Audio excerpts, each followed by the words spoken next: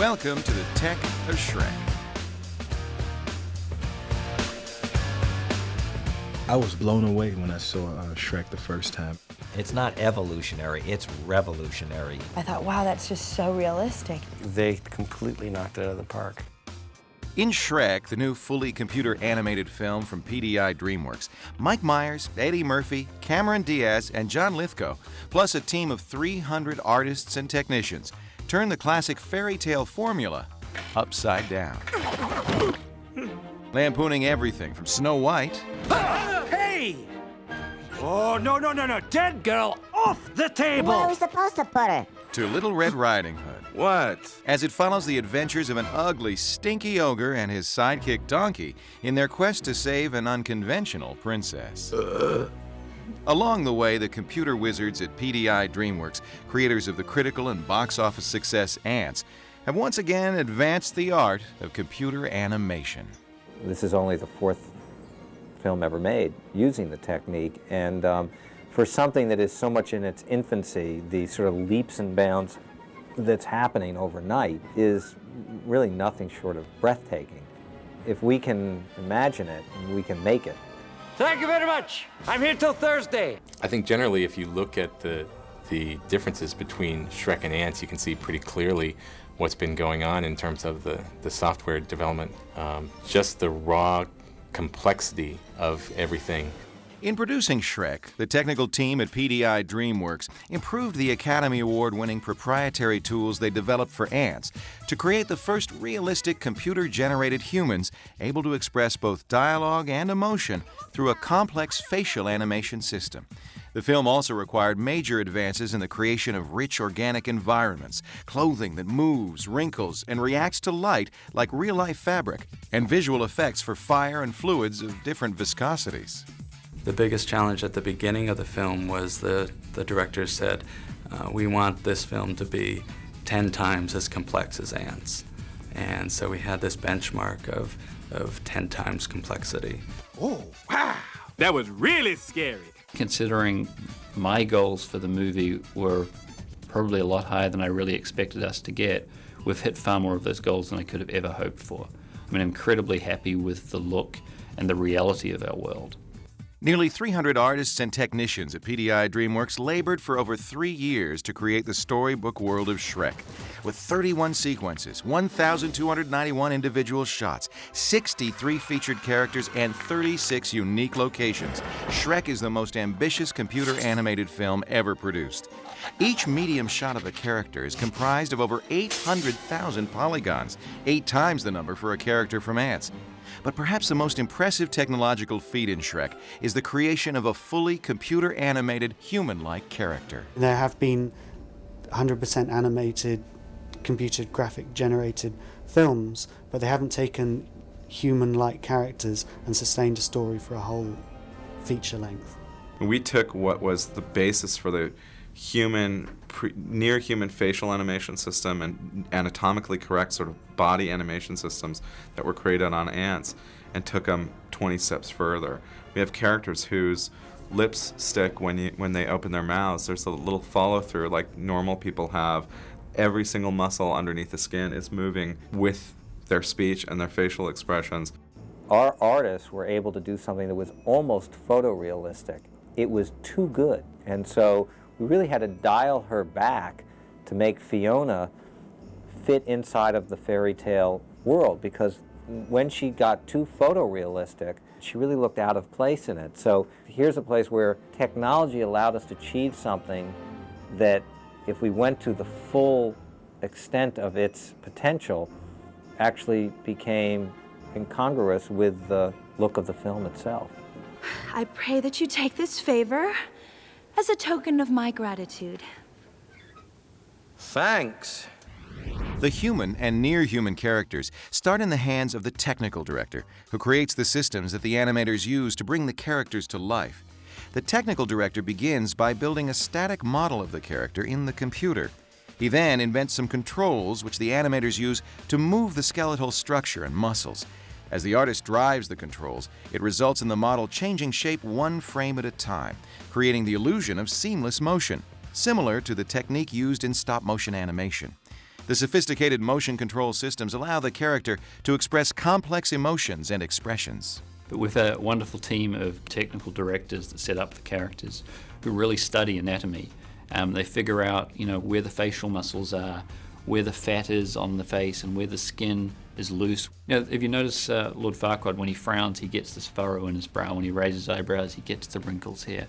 Now tell me, where are the others? You're a monster! We're trying to create a tool that has a sort of a presentation and an interface to an animator, so that when they are working with this, they're thinking, okay, now I'm making this character look mad in a way that shows he's also embarrassed, and he's embarrassed because he's been caught lying. So that's a very particular, nuanced kind of mad. Hold the phone. I think we have about 500 controls to animate the face, and it goes from when we animate the eyebrow, when we want certain shape, we might have 4 or 5 points here that we can just move one point at one time. So if I want a character to be mad, I can move this point down a little bit and then move this one up a little bit to get a little bit of that. Once the animators had created believable human-like characters, they began the work of putting them into a rich and detailed world with dozens of locations, thousands of props, and realistic visual effects. In developing the human-like characters for Shrek, the producers at PDI DreamWorks reasoned that they could use the award-winning proprietary facial animation tools developed on ants and apply it to the whole body structure. One thing that we learned from ants was we animate the face with all the muscles on the face. So what we did on SHREK is we apply that to the whole body. When they move, you would see the arms might change shape because we have all the muscles underneath the structure. So when we move the animation, it looks much better. A breakthrough program called a shaper was used to achieve sophisticated facial and body movements. It works by changing a surface from the inside out. In terms of things that we actually invented, there was a new technology called shapers that we put together, which was a much better way of doing deformations of geometry. So anytime a character is bending and you're trying to deal with what happens where that bend is taking place and the way that the muscles work, that's what shapers are all about, and those are underlying everything in the main characters. The artists here are just amazing as far as breathing life into these virtual characters. You might have seen a housefly, maybe even a superfly, but I bet you ain't never seen a donkey fly. Uh-oh. The programmers at PDI DreamWorks needed to have technology in place at the beginning of production that would allow them to produce cutting-edge animation throughout the 3-year schedule. Most of what we use on the film is proprietary software that we create here, and the foundation of it comes from a group of about 14 programmers. I'd say probably about 15 to 20% of what we use on the film is off-the-shelf software, and we have to integrate that into the pipeline and have all of this stuff work as seamlessly as we can make it. Everything's a case of trial and error. For instance, we had shots of Donkey. It was actually someone's first day in production, and they made one change which they thought was an innocent change. And the next day we got back renders from about a half a dozen shots with Donkey looking like a chia pet. Kick him to the curb. Don't mess with me. I'm the stair master. I've mastered the stairs. I wish I had a step right here, and now I step all over it. It was just so adorable. We've saved those, and we look back at them every once in a while for a good laugh. There's a case where if the animator accidentally goes off the end in the sense that he asks for a shape that's not there, the face blows up, literally absolutely blows up. The teeth pop out, the tongue sticks over there, the eyeballs pop out, the whole thing just blows up. So it's kind of freaky. I just know before this is over, I'm gonna need a whole lot of serious therapy. Look at my eye twitching. Each character presented a complex set of technical challenges. Art directors, technical directors, and animators worked together to develop new ways of achieving realistic textures of hair, skin, and clothing. It's a pretty strong challenge to get just a simple thing as the transparency of the skin to work. With Fiona, for example, we have a very complex system of dermis, epidermis, and base. And that's an old technique of oil painting. You basically don't paint one color straight. You paint a glaze of red, another of yellow, and then you have a base that reflects the light. To avoid the plasticky look of perfect computer-animated skin, the artists applied a shader, which is a mini-program that determines how a surface will be influenced by light. Fiona's hair presented even more difficulties than her skin. Unlike Donkey's fur, which has a shader painted onto the static surface of his body, controls for the hair on Fiona were much more complicated and were built into the character setup. The hair involved a completely different rendering system, and like almost everything in computer animation, required a symbiosis of technical direction, animation, lighting, and visual effects. I think that the accomplishments that we had was having this posable dynamic kinematic system for hair, and as far as we know, it hasn't been done before, to be able to control dynamics in a friendly way for the motion animators to use. With Fiona developing her character, we probably spent all of a year doing her character setup, painting the textures on her face and dealing with the lighting before she looked good. Man, that was annoying. A year in setup and 2 years in layout, animation, lighting, and texturing, and Fiona was ready to be introduced to the actor who brings her to life vocally. I really was kind of taken back because I was watching myself, and it was so bizarre to see the mannerisms and the sort of the essence of kind of myself. The way she carried herself was something that I recognized, and it was really wild to see that. The human characters are only part of the story of Shrek, because in animation, everything must be created from scratch. The sets, the camera movements, the effects, the dust in the air, the shadows, all begin in the mind of the artist and depend on the ingenuity of computer technicians. Oh, now we're getting somewhere. Shrek takes audiences into a fantasy world comprised of nearly 40 separate locations. Each location is painstakingly constructed in the computer, and then simple puppet-like characters are inserted to establish camera angles and movement. This first step of the film's process into 3 dimensions is called layout. You can block out the action like a play, with stand-in characters trying to figure out what's a good way for the scene to go before you even take it to the animators. In 3D animation, the sky's the limit for camera work. But to keep the film natural, the producers of Shrek chose not to use impossible camera angles. We wanted to actually give it a very live-action feel. So we, to some degree, restricted our use of camera to what you'd see in a real live-action film, although there's still some shots where to show the action best, we found we could do a crane shot or a helicopter shot that would be very hard to shoot in live action. So we kind of got the best of both worlds. The sensibility, the approach, your intellectual approach, your aesthetic approach, and production approach up to a point is really live action. What we found here at PDI in 3D filmmaking, you really do mimic all the great cinematography techniques that everybody else uses out there in the live action domain. Inside the computer you have a whole range of lenses, and we swap around just as you would in all traditional photography shooting in live action. You can see how it's zooming from a wide angle to a longer lens. And that's the kind of really exciting thing as an editor, to be able to pick up the phone and say, try moving the camera to the left and panning over to the right at the end of the shot, and can you add some camera shake? A common live-action camera technique was used to add tension to the scene where Donkey and Shrek cross the wobbly bridge to the Dragon's Keep. The bridge was great because it really felt, we tried to make it as steady cam feel as possible, and so that gave a nice touch to the sequence. You suddenly realised you could be standing on the bridge. So this is the actual camera view, and it appears that the bridge is jostling and bouncing a lot more than it is when you go and you look at the camera view. The camera is actually bouncing and rolling itself. The sophisticated camera work picked up the tremendous detail in the environment. Over 28,000 trees, 3 billion leaves, and 1,250 props are packed into the movie. All of this detail created a tremendous strain on the computer resources of the company.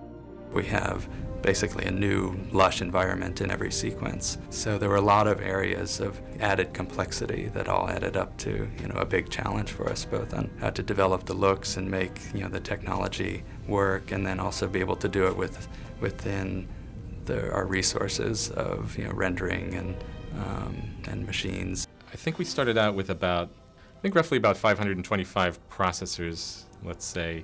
And also, we incorporate all of the desktop machines that the animators are using at night into the rendering equation. So at night, the number of processors involved in rendering could go up as high as maybe 800. The textures, shadows, lighting, and color of the film are the handiwork of the lighting department. Here, the characters and settings are textured to give them an organic look. It's something where there is a program that is effectively sort of running over the surface of the character, if you will, and creating this texture on the fly. And a great example is like the grass that you see in the background there. That was a shader that we actually used. We actually used fur for grass because it worked out really well. We were able to grow fur from a surface. Well, why don't we just make the fur look like grass blades? And we ended up being able to just elaborate on one shader to make another shader. We also do things with geometry shaders where procedural programs will create pieces of geometry, rocks, plants, things like that, that don't exist as models, but they're created at the time that the image is rendered. Even with SHREK's inventive camera work, state-of-the-art lighting, near-human characters, and an organic realism, there's still something missing. Something that every contemporary film must have. Donkey, look out! Ah! Visual effects.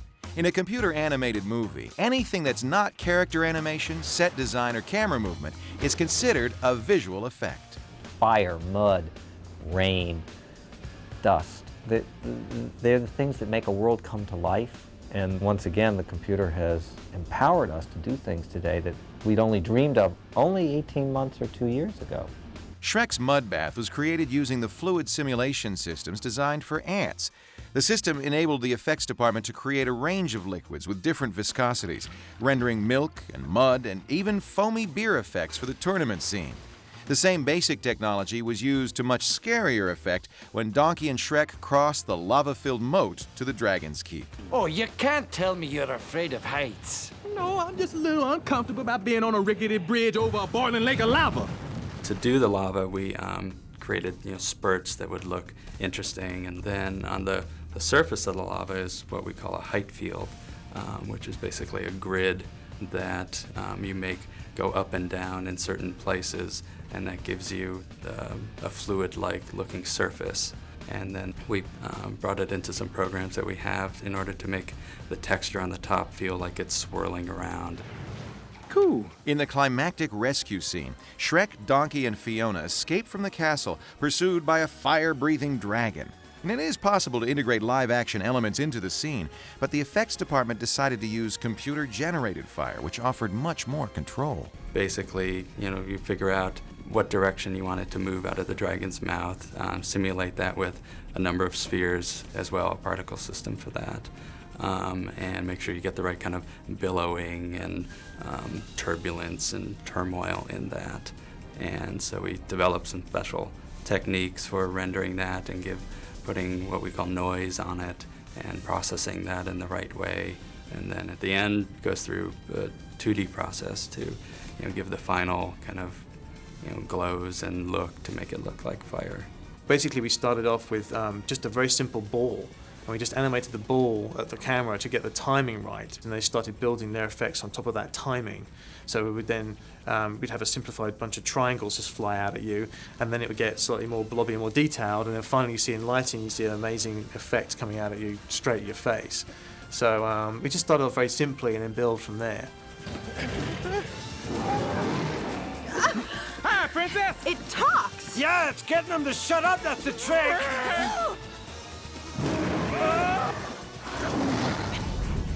The making of SHREK is a marriage between the high-tech world we inhabit and the age-old techniques of the artist.